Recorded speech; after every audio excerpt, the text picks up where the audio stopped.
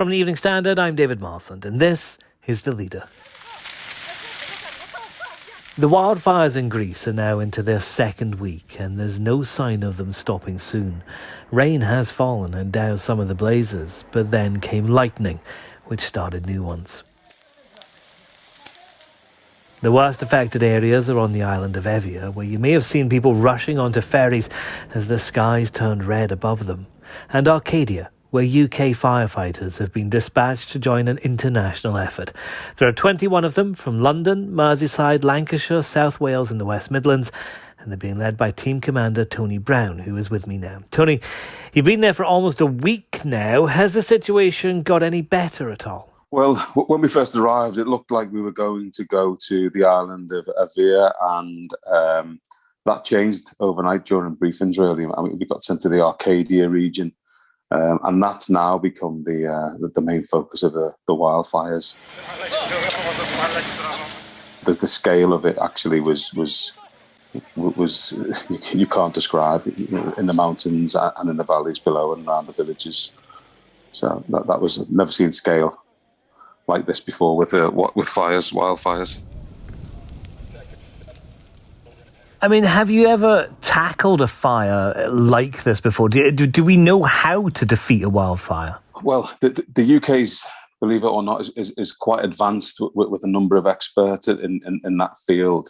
And we've got 4 of probably the top people in the UK who are from South Wales with us. They have a long wildland fire season in South Wales. So we were lucky in that respect. Personally, I mean, I've been to lots of, over the years, in 27 years of firefighting, I've been to lots of grass fires and wildland fires, but nothing on this scale can compare to the UK. And the terrain's been very, very difficult because of the mountainous regions. I think one thing to real note, we had to walk off a mountain on the second day, and because transport was scarce for the Greek Civil Protection Authorities, and they couldn't get a vehicle up to us because they were evacuating the town. So we decided we didn't want to hang around so dark, so we started to walk off the mountain, which was 7k to our coach to take us back to accommodation. And we walked through a small town, and they had no electricity. They were cut off, and they gave us water. We were almost out of water. It's 40-degree heat, and the humidity in the mountains is really high. And actually, they gave us water as we walked through the town, and it was quite humbling, really. So the resilience of the Greek people is unbelievable. Yeah, that's extraordinary. I mean, the amount of help they're giving to you when you're there trying to help them. But how much longer are you going to be there for? We're not quite sure, really. I mean, we work under the Greek Civil Protection at the moment. We have a liaison officer, and what we do know is that the scale is reduced greatly. There's lots now other firefighters from other countries arriving, from the Czech Republic, from Germany, and from other places. So there's large numbers here. I don't think we'll be here much longer, but we're not quite sure of that yet. Our mission is normally 10 days when we go overseas for humanitarian missions. So, but it can be up to 10 days, so we can go earlier. It depends on the host. Are you working with, like you said, there are lots of other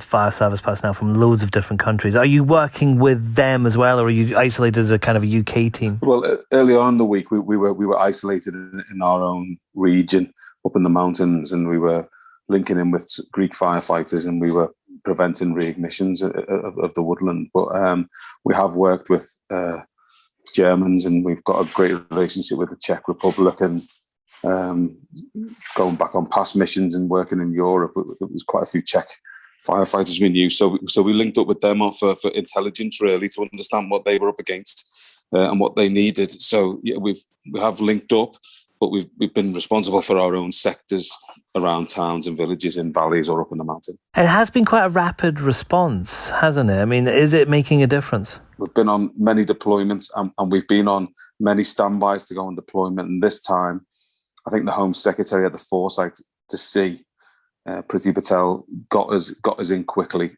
Spoke to my Chief Fire Officer and my Deputy Chief Fire Officer, Phil Garron and Nick Searle, and actually put the call out really quickly, spoke to the rest of the UK and asked for volunteers, and it was a real rapid response. And I think without that definite plan and that definite, right, you're going to go, get people together, we wouldn't have been here so quick. So I think really that made a big difference. The Home Secretary seeing the fires and then making it a real decision. Clearly, the sooner you get in, the sooner you can get things done. If the fires will pass through the forest and the vegetation, but if you can create a fire break and a gap, and then prevent the unburnt embers reigniting when the heat and the wind rises up in the afternoons, it reduces the fires greatly. So getting here quickly and early and being light on the ground and basically fire kit and boots and other personal protective equipment, I think made a difference. How do you create a fire break in that situation when there's fire pretty much all around you? Well, if the fire rushes through and it goes up into the trees, we retreat out of the way. We've got safe designated emergency rendezvous, and we have tactical lookouts throughout the forest to see what's happening. You can hear it coming. It's quite loud, but we know when the greatest risk is, and that's in the afternoon between 1:30 and 3 of fires restarting. So how we create the fire breaks, depending on the time of day, is we use chainsaws and we cut down trees, create gaps, and then drag back the vegetation, and then drag back the unburnt embers back onto the blacked areas to keep it away from the clean areas. And that kind of danger time after 1:30 is presumably because of high temperatures? Well, the temperatures rise, and then the winds start then because of the heating of the land, and you get the uplift on the mountains from the thermals, and that creates a wind rushing in from below, and that's what pushes the fires either up the hill or down the hill, depending on which side it is from the sun. And do you feel safe there? You don't feel like you're in danger fighting these fires? Well, firefighting is always dangerous, but we risk assess it and we train hard for it. And it looks dangerous, and it can be dangerous as long as we're planning and as long as we're looking at things and we're staying alert and we're tying in with our Greek colleagues. We are safe, but it's only as safe as any firefighting is. So we stay on top of it. We stay frosty, ready to go. And that's the leader. Check out standard.co.uk for more coverage of this story. Follow the live blog for breaking news. We're back on Monday at 4 p.m.